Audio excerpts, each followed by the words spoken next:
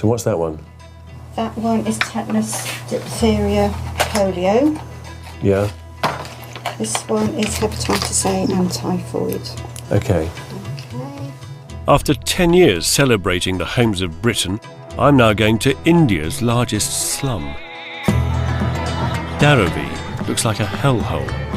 Disease is rife, water's contaminated, and sanitation is rudimentary.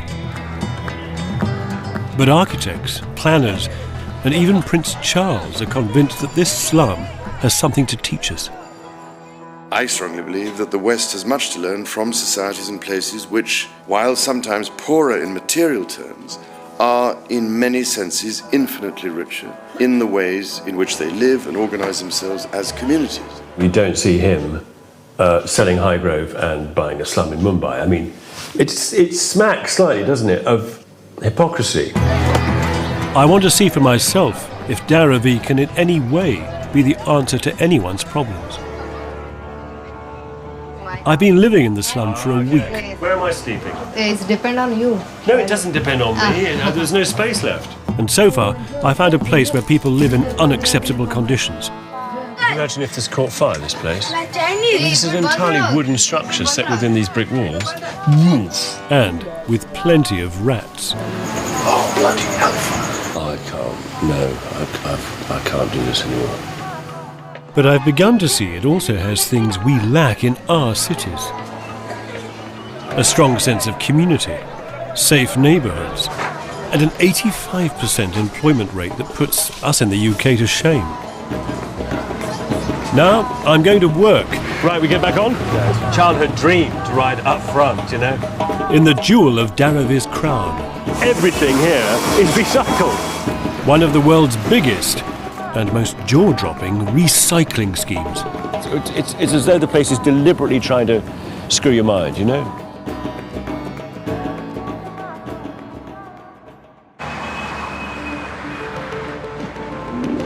Mumbai is one of the world's mega cities. A population of 16 million people, but where more than half live in slums. The most talked about is Dharavi, where, surrounded by the city's skyscrapers and wealth, 1 million people are crammed into 1 square mile, recycling Mumbai's rubbish. Today, I want to see Dharavi's recycling zone in action. It's a world that practically no one outside the slum sees. Not many people have the stomach to get past where I am now, its front door. These here, these are the toilets for the... Well, it's obvious, isn't it, what they are, really? Because as yesterday's shit passes floating by, so today's shit gets deposited just here. You can tell by the yellow streaks down the wall. Do you know there's not even a toilet in these? There's not even a hole in the bottom of them. There's just a missing floorboard. That's all there is. This tiny little corridor along the back here is just full of flies. And these people are just queuing up to use these. This is about as basic as you can get, isn't it?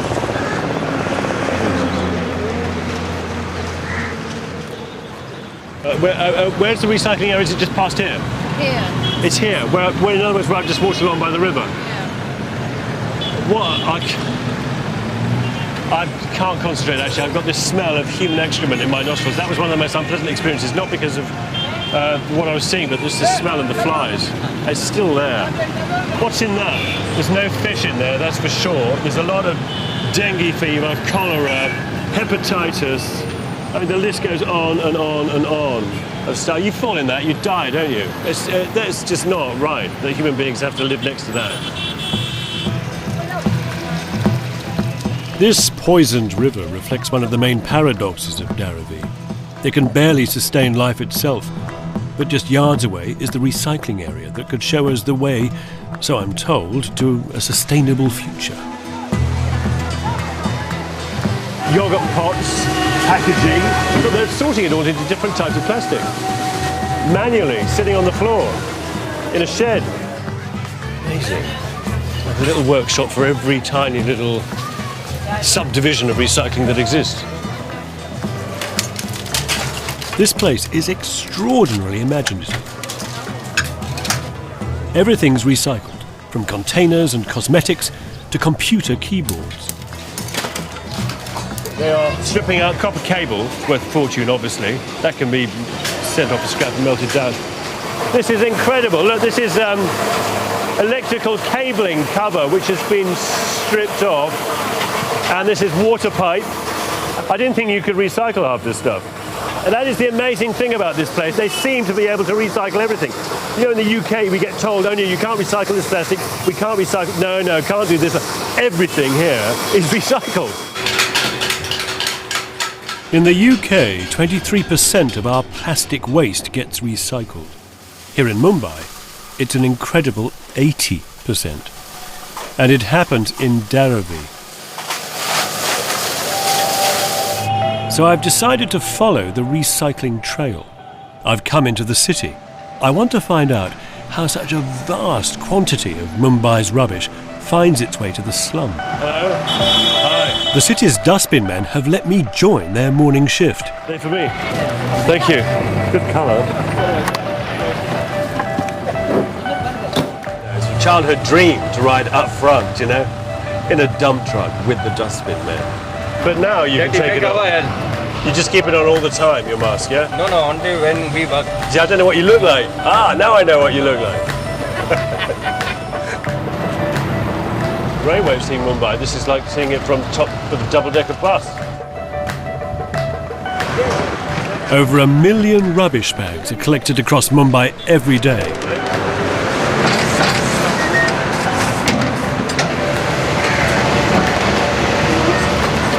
Can't stop myself. Right, we get back on. It's the great warrior of the road, isn't it, this machine? Nothing will get in the way of this. Gargantuan beast. So we're stopping at the Mayfair Hotel, so we can see what they chuck out. Oh, there's kitchen waste. That's lovely. That's spilled everywhere. Yeah. In the UK, bin men, if they turned up and found that, they'd just walk away, wouldn't they? They'd say, I'm sorry, mate. And rightly so. Okay, we get another one. Lovely, food everywhere. What's interesting is that I've seen no plastic bottles, nothing of any real kind of value, because the staff already probably have gone through and separated out and bagged up and sold on for money the really high value recycling stuff, like the plastic bottles. Along Mumbai's streets, people wait to rifle through the bins for what's left. An army of 35,000 rag pickers, feeding Dharavi's insatiable appetite for plastic. Is this your bag, yeah? Let me see. Yeah, no, it's all paper and card and some plastic. Got plastic as well. She's also sorted a great pile of rags as well here. Do you know, the thing is, I've seen these people at work, and you see people going through rubbish, you think, oh, poor sods, you know, desperate for something to eat. They're not doing that. They're sorting the rubbish to earn money, to get the recycled material out of it. It's only sitting on the truck today that my eyes were open. Suddenly I looked around and saw the city in a different kind of way, with these levels of people, all part of this great big recycling machine, you know, thousands of them. The plastic that's made it into the back of the truck, the stuff that's evaded the hotel staff, servants and rag pickers, has by no means escaped. There's another army in wait on the city's dumps. Anywhere else in the world, this rubbish might be worthless. Here, recycling it is people's livelihoods. Jesus, Mary and Joseph.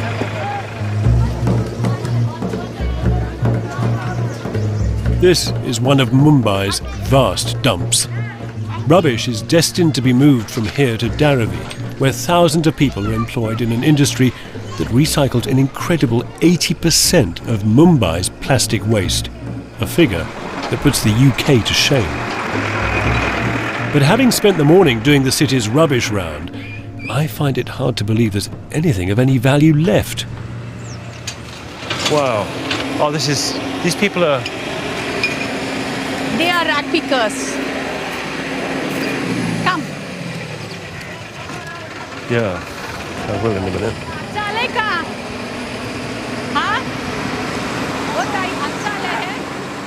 Nothing has prepared me for this. It's the side of Mumbai few people get to see, and that the authorities don't want me to see. It took weeks of negotiating to get access, and now I can see why.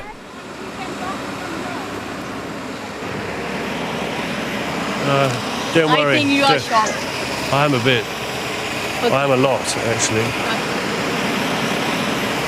But they're sifting through everything. Yes. That little girl is opening bags of Yes. waste food and rubbish that people have thrown away. And Yes. Just collecting the bags.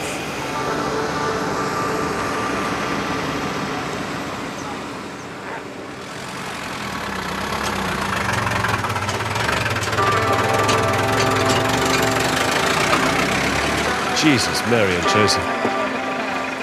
That's animals' intestines down there. The stench here is just... They've got these weird hooks to fish everything out with, but they're not wearing gloves. Each rag picker is searching for their specific plastic. Polystyrene packaging, drinking straws, even something which we in the West think is beyond recycling, used plastic bags. Everything has a value. These kids are how old? 12, 14? These kids here are bare feet. This boy in front of me here is barefoot. He's barefoot in all this shit.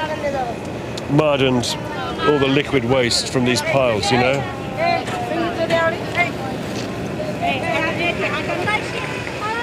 Oh, bless her, this girl's trying not to get her feet dirty, look.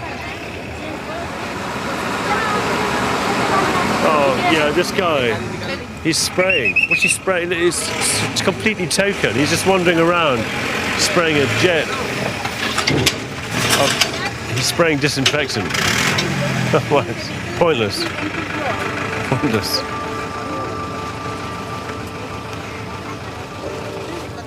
Oh, Christ.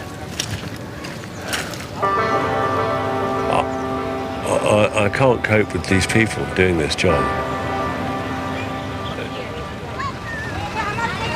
Poor souls. Look, they're queuing up like hungry beggars, waiting for this thing to disgorge. Look.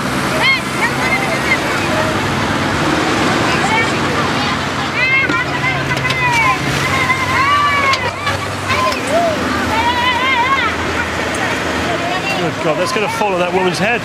No, but he will take care. You want to know what recycling is? That's recycling. There's 20 people around a heap of shit working under the hot sun in appalling conditions.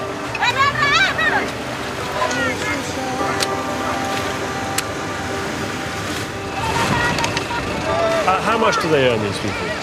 They must be earning around 100 to 150 every day. A pound? Rupees, yes. A pound a day. Their livelihood depends on old, broken, filthy plastic bags.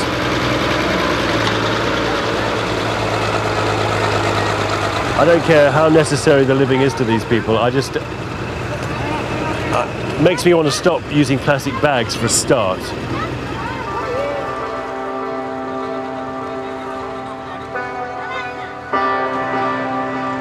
And much as they perform a very useful job, I'm sorry, I can't think straight. I'm so confused by this place. I'm so upset by this place. You know, it's sort of...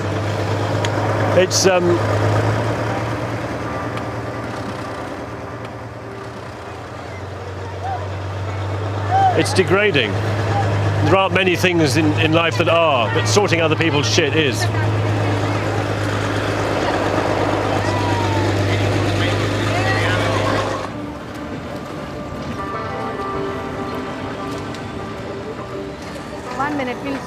At the edge of the dump, the rag pickers sort their haul before selling it on to Dharavi's dealers. You see that? She's doing it barefoot.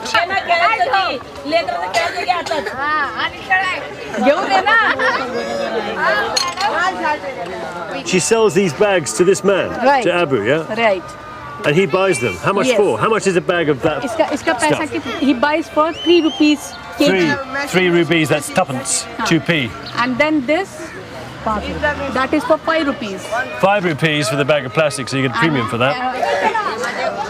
This woman works on this dump every day of the year to scrape enough money together to put her 2 children through school. She's saying that she's ashamed to be filmed doing a dirty job.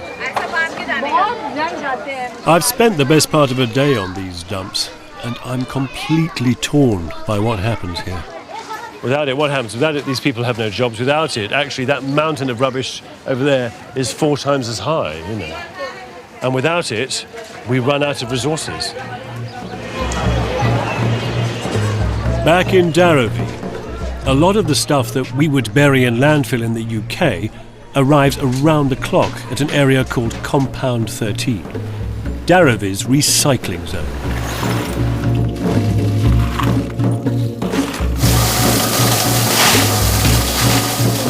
My key to getting into this largely illegal and unregulated place is my slum millionaire friend Mubin Sheikh, who it turns out is something of a plastics guru.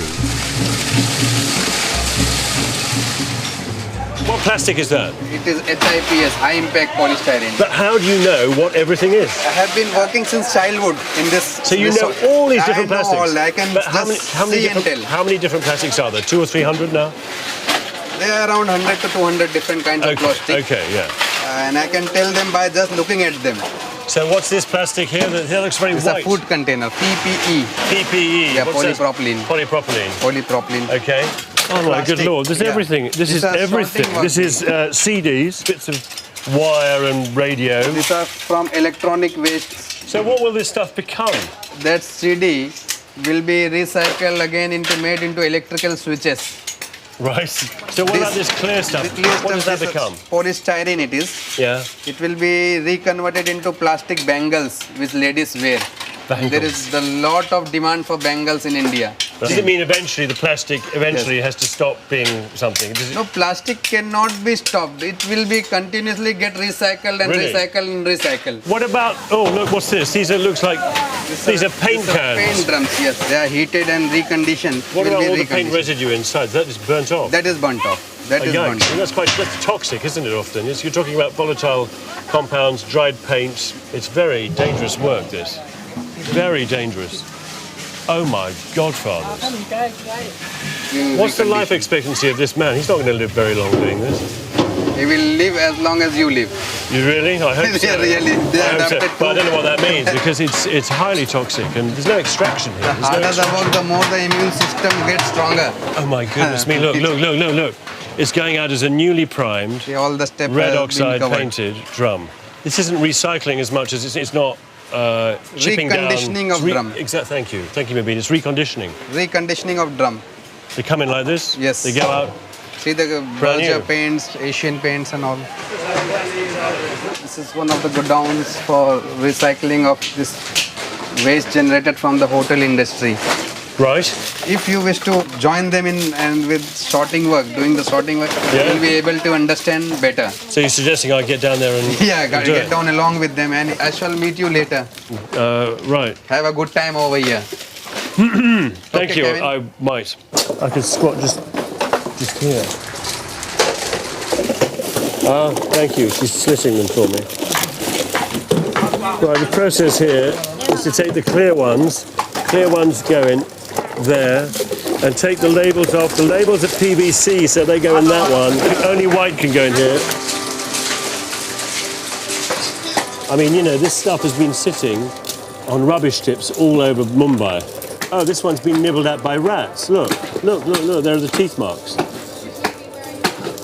Quite dispiriting. I've only been doing it for 10 minutes. Surrounded by kids working with next to no protective gear, this is another downside of Dharavi's recycling miracle.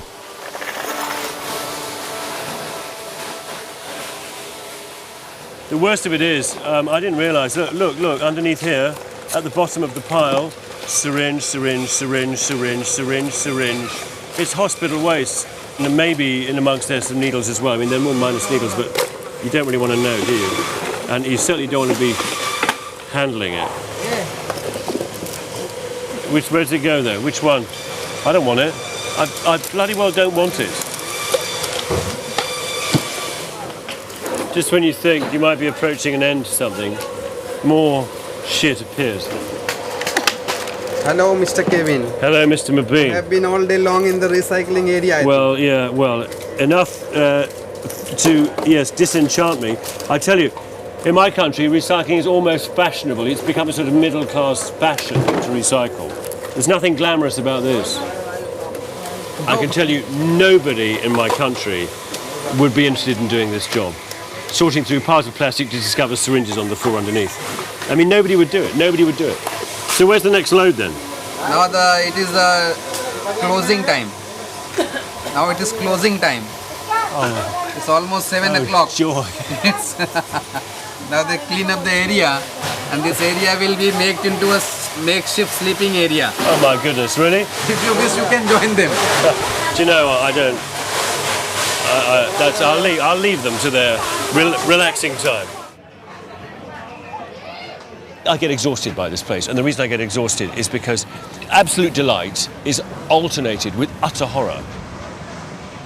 It's that kind of boom, boom, boom, boom. You know, it's picture after picture after picture. It's as though the place is deliberately trying to screw your mind, you know.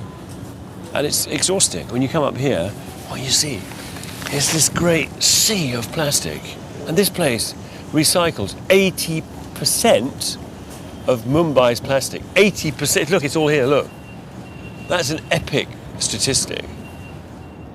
But despite its success stories, Dharavi's recycling days look numbered. A $2 billion redevelopment plan is set to raise all of recycling and most of the slum to the ground.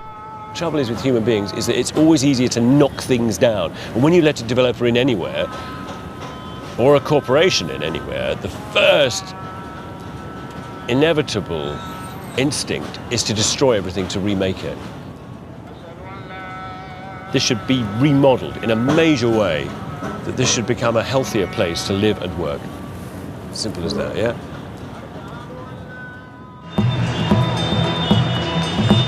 Dharavi, India's biggest slum, is located only minutes away from the Bollywood mansions and skyscrapers of Mumbai's financial district. And that has made it a valuable target for redevelopment. You can't argue with demolishing the bad, but I've discovered that there are many inspiring elements here, and they too will be razed to the ground. Kumbhawada is the pottery area where last week I stayed with Monica and 20 other members of her family. It's a place where 10,000 people live and work in one of the oldest and most well-established slum neighborhoods. Hi.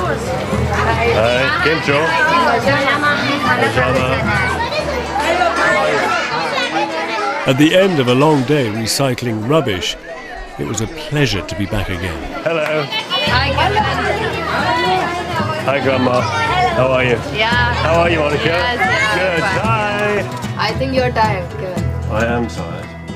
I want to know what happens to Monica and her family when the bulldozers arrive. There are developers talking about redeveloping Dharavi, and I mean, does that happen everywhere? I develop करवावे इसने Dharavi. Yes, yes. When is this going to happen? Is it soon? Or something? Yeah, soon it will happen. It will be. I cannot believe thousands of people relying on an industry which they've done here for decades is going to just be. She is saying that our house is big, But they are giving but the small. we want like this house, big one. But they are giving a small one. They want to destroy everything here Yes. and give you a new house. So Yeah. what's wrong? What's wrong with that? But they are giving small amount of space. Small area. And we are not comfortable in it. Room. I can't imagine it being much smaller. There are 21 people living here. They are doing pottery work, so it's not possible for them to live in a small compartment. Yeah. Exactly. Yeah. Exactly. Exactly. There's no. I mean, the developer isn't going to give you a kiln on the roof of your building, is he? If they destroy this, then where we will go? Monica and the Potters are not alone in worrying about what's going to happen to them. A 10-minute walk away from the pottery area is an ancient fishing village. It's been described as Dharavi's hidden gem. ancient old building here with wooden shutters and here, stone, not brick. Namaste.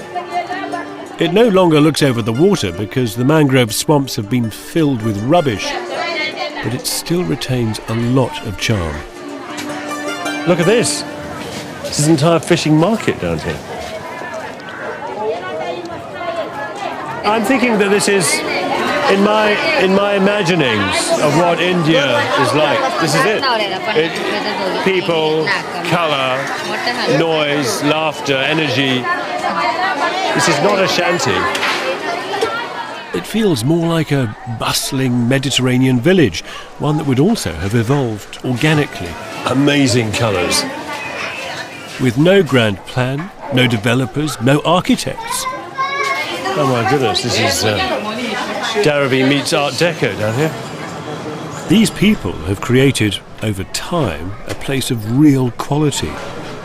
Somewhere with strong, safe neighbourhoods and squares where people of all ages meet. It's all the things we used to have.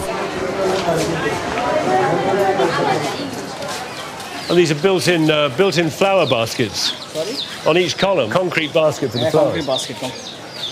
This is great, isn't it? Terrazzo marble. It's really kind of high grade, all this.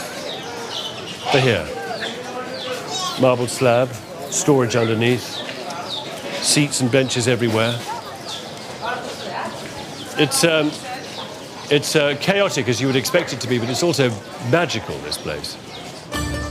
The residents, though, are fearful all this could disappear with the redevelopment plan. You could dream up an ideal place for a community to live in, then pretty well most of what you would hope for, being able to walk everywhere, minimal car use, you know, wonderful old buildings here and there, great sense of community, public space, market that you could walk to. These things most people dream of, you know, and an open-air restaurant. Shops on every corner, being able to find everything you want within 5 minutes of leaving your home. And living in a community of people who've lived there for 50 or 100 years, you know, generations have been here. Those things together have to constitute the components of a civilized life, really.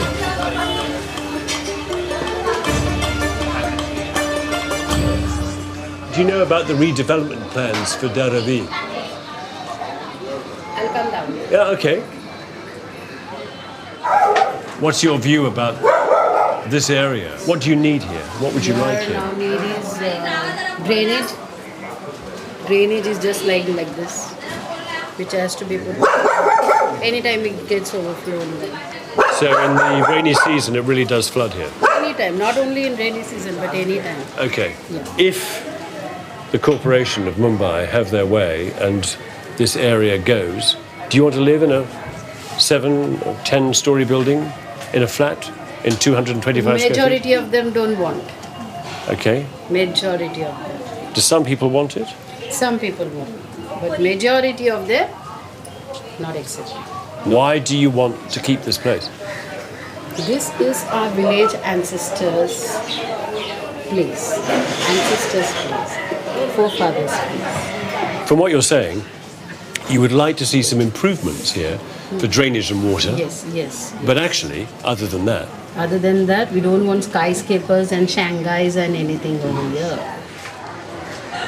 can you imagine a developer coming here and saying that's all got to go? And this building should be listed.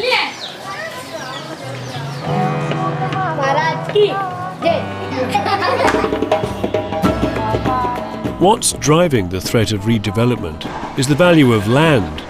It's already become so high, the slum even has its own estate agents. I just don't understand how they can sell property that people don't exactly own. Do you know what I mean? How's that happen? The property king with the top real estate on his books is a man called Shakil, but he doesn't make it easy to window shop. Well, it ain't down there, is it? Look. Is this it? Hello? Shakil? There's somebody preparing potatoes there. It's like no estate agents I've been to. Hello, I'm Kevin. How are you? My head on the fans here. These fans are kind of like haircut level, you know? This will be hot plate. So this is where you do business? Yeah. Yeah? What's the blackboard for? Just for writing some requirements and I think. Okay, obviously business is booming at the moment. Yeah, do you take a commission? Is that? Yeah. Yeah, that's how you earn the money. 1% commission. 1%? Yeah. Do you know what? Of total cost. I wouldn't mind estate agents having facilities like this in the UK if they only charge 1%. In the UK they charge 2 or 3. No, in Dharavi especially 1%. Yeah. I mean, like I want to sell my flat and all. Despite the empty blackboard, Shakil's keen to take me to his prime property. What a shit heap. Yeah, this is a new building. Yeah. A new building? Yeah, new building. 2-bedroom, yeah. It is an expensive flat in Dharavi. Is it one of the most expensive? Yeah. It is one of the most expensive. Wow, and that's 50 lakh? Yeah. 80, 90,000 pounds? Complete fortune in Dharavi, a slum. In Dharavi. At 90 grand, it's got to look better on the inside. So is there a problem going in or? Yeah, actually. You want to get permission? Yeah, right. Okay, they're going to have discussions, yeah? Yeah. We will get the permission tomorrow. You want to see inside? Yeah, if we can get we? Permission tomorrow. Tomorrow, we've got to come back tomorrow. कोई permission नहीं दे रहा है. All right, we can go in now. Thank you very much. A few confused phone calls later, and we're in. On our way up to a very dark, very small apartment. So this is what? What do we get? This is a hall. This is a hall. Right. 2 bathroom. Yeah. This WC, American style. American style WC. This bedroom. Right. So more or less 3 rooms this size and a toilet. Yeah. And another toilet. Okay, so this room is 8 foot wide.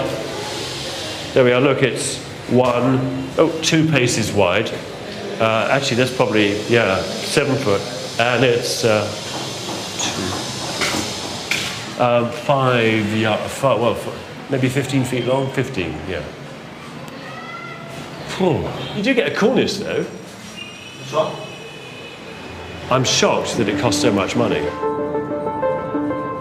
Sitting in the middle of Mumbai, Dharavi's square mile is worth billions to developers.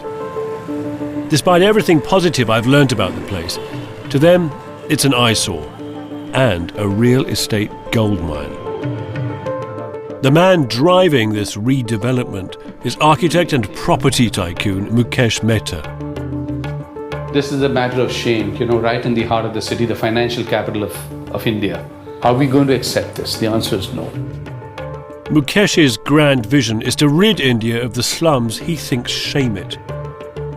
He wants to rebuild it with the help of world-class architects like Norman Foster, with, yes, you've guessed it, a seductive landscape of glass and steel, walkways, green spaces and monorails. These are ground and 14-storied structures. These are ground and. As for the slum dwellers, they'll get rehoused in tower blocks. Ground and 18 for the slum dwellers. The thing is, we did all this in the 1960s. We took slums, we demolished them, we put up next door to them big, 20-story buildings, and we are demolishing those buildings now. I know, but because of the densities that exist in Dharavi, we have no option but to go vertical. One thing I know from visiting places like the Finnish slides, the future, the idea that you're proposing, is that we've done all this stuff so much in the West, and so often people are miserable as a result. What I'm asking is, how do they maintain that same social integrity? I will absolutely show you the detailed plans on how we will go about with that. Mukesh's plans are ambitious and persuasive and will no doubt reveal a shiny new Dharavi. But craftsmen like the potters will be forced to live and work in separate places, and industries like recycling will get shut down. Who is eligible for what here? As per the government rules, anyone who has been living in the apartment since 2000 is eligible. On the ground floor, not on the upper floors. So you're only going to offer a certain proportion of the population? Absolutely. That's the part of the scheme that I'm not in agreement with. In Mumbai, the city of dreams, the government is desperate to rid itself of slums, but it appears it just hasn't thought about the thousands of people who'll be displaced. I have a theory that I'm about to test. I've got myself a posh suit and got on the guest list at one of Mumbai's hottest parties this week. Hi, Kevin McCloud, hello. Nice. From England, how are you? Pleasure, how are you? My guess is that the other half of the city, Mumbai's fashionable, moneyed classes, have little idea what'll be lost if the slum goes. They would be very interested in knowing what you're doing. Really? Because they never get there anyway. Do people not go? No. I'm just 2 miles from Dharavi, but it may as well be a million. And I have to tell you guys, I wore this beautiful pink dress. Last week I was sleeping in Dharavi. I spent the week with the... Oh, no? Yeah. What do you mean, no? It was okay. It was fine, actually, for a few days. Yeah? Have you been? You know, I've been in passing. I mean, what's the general feeling in this end of Mumbai about Dharavi? What do people say? What do they... What's the impression that Dharavi gives? Honestly, from people like my age in the 20s and stuff, because of Slumdog Millionaire, you know, it's so sad that we living in Bombay, we don't know the kind of things that go around in Dharavi. We just see it as a slum area and that's it. We always look down upon it. But I think through the movie again, we have learned to look up to those people, and with such little things, they're still so happy, and we with all our materialistic and superficial things, we're still sulking. Like, we have a lot to learn from You're not still sulking, are you? Not me, but a lot of us, yeah. Really? Where are you staying, if you don't mind me asking you, which hotel? Do you know what? I've been staying in Dharavi. I've been staying with some families near the rest. All the viruses going around, it was very courageous of you to stay there. You guys are really gutsy. So I mean, staying in Bombay, I can't still do that. It seems my theory might be right. Mumbai really is a tale of two cities. One man who's concerned about the future of the slum dwellers is Professor of Architecture Mustansir Dalvi. He's giving me a warning of what redevelopment could look like. Yeah. Oh my goodness. This looks super dense. It is. What are we looking at? It also shows you the future of a place like Dharavi. It's very, very densely packed so that they take the least area possible, and at the same time house the same number of people who earlier were spread out into ground plus one buildings over a large area. They are just a couple of meters away from each other, these buildings. When you have flats like these, you would have these long corridors accessing your individual apartment, which once you're inside and you lock up, you're completely isolated from the rest of the world. And that is a situation which would never happen in a slum, where you are always part of the community at large. I hadn't appreciated just how close and how mean they are. I mean, in comparison, my experience of staying with people in Dharavi seems positively generous. One thing other that it really hits me about these buildings is that they look dirty and degraded, and yet, how old are they? I wouldn't say that they're more than 5-6 years old. You're joking. Probably. No, they've got to be older than that. No, not necessarily. That's appalling. The view from above may be frightening, but down on the ground in Dharavi, experiencing the mess of previous botched development plans is deeply depressing. These are vertical slums. Nobody's interested in quality in the built environment. Nobody's interested in looking after what they've got. I mean, the people of this place, I don't know what this was like when they moved in, but I can't believe it was exactly like this. I mean, it's amazing, isn't it, how human beings can just focus on the little patch in which they operate and can't organise themselves to look after a bit of public space and trash what they've got, trash it. This is the most depressing place I've seen here. I really don't buy the fact that when you put people into places like this that you get just as strong a sense of community as you do in places like Mumbai or the transit camp. It just doesn't happen. This is what does happen. This kind of trash. You know, it's I don't care what Mehta says about culture differences between the West and here. I think the world over, when you put people into buildings like this is what happens. I'm convinced of that.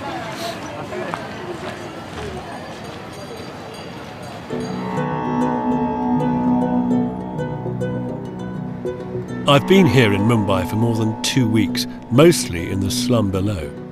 But from up here, I can view Dharavi the way the rest of the city sees it. I think people look at this place and they think, this is a slum, it's dirty, it's wild, it's dangerous, it's full of crime, and the people here live by whatever means possible. It just looks like one giant sprawling place, but I know that each of these areas is a separate community of people doing different things, living life slightly differently. And you know, that the whole idea of taking these big chunks and dividing them up and saying, okay, here's sector 1, 2, 3, 4, 5, and you, developer 1, take this area and do that. Developer 2, you take this. It seems slightly nonsensical because the grain of this place is much finer than that. Even though people have been praising this place, before I arrived, I was very skeptical about what it could teach us. You expect to see, don't you, above that bridge a sign that said, "Abandon hope, all ye who enter." It is without doubt the noisiest, dirtiest, most foul-smelling place I've ever been. Mind the dead rats, just there. Oh, bloody hell. Just sort of disappear up. I can't do this anymore. You can't ignore the poor sanitation, the overcrowding, the unhealthy working conditions. There is blood down there. Yeah, mine just... Just mind with your camera. Oh my godfathers. But Dharavi is a place of extraordinary contrasts. It is an embryonic city, humming with human energy and determination. And it offers economic migrants the chance of a job. And it makes me begin to question why we have all this health and safety in my country. Living here has been nothing like I expected. She's laughing. Both of them are laughing because I'm useless. My food's been manhandled by 8 people now. I keep thinking, who are all these people? Then I remember there are 21 people who live in this house. So this is a small portion of the family. People here are happy, welcoming, and hugely proud of where they live. I feel very relaxed, very welcome. I never thought I'd say it, but I have enjoyed my time here. Hi. I'm exhausted. I've lost my voice again. Second chest infection. In 2 weeks. And yeah, I'm looking forward to getting healthy. But it's, I have really mixed feelings about leaving this place, leaving these people here, because, you know, I think there's a lot I can take home. Kumbhawada, especially, has taught me lessons about living a low-impact, sustainable life with everything you need on your doorstep, about how space can be multifunctional and shared, that pride of place and community create safe neighborhoods. Yeah, I thought it might be rougher. I thought it might be more criminal. I thought it might be more less organized and far more chaotic and rough. But it's the opposite of those things. It's fine and rather beautifully grained. Hi. Hi. How are you? All right. Fine. The only reason this can be called a slum is because it doesn't have great sanitation, doesn't have great health, doesn't have fantastic education. It's good enough. And hygiene isn't good, but that could all be changed. That could all be put in. That's the frustrating thing. It's clear that improving this place would be far more beneficial to the people here than redeveloping it, and that if only these communities could galvanize themselves, there's a chance they'll survive with a better standard of living and just as good a quality of life. What have we got wrong that they've got right? I kind of think we've spent the last 60 years since the war pursuing the material at the expense of pursuing happiness. Not that the material is necessarily bad, but that actually the important thing is to be happy. And these people have a magic knack of being happy. Come through. It's a tour. It's a tour of the slum. It's a tour of Dharavi. Nice. I think anybody who comes to this part of the world leaves with a sense of how little we really need from the West to make us happy. I hope that when the city moves in here, it just deals with the bad and does not destroy the good. Hi, how are you? You look very smart.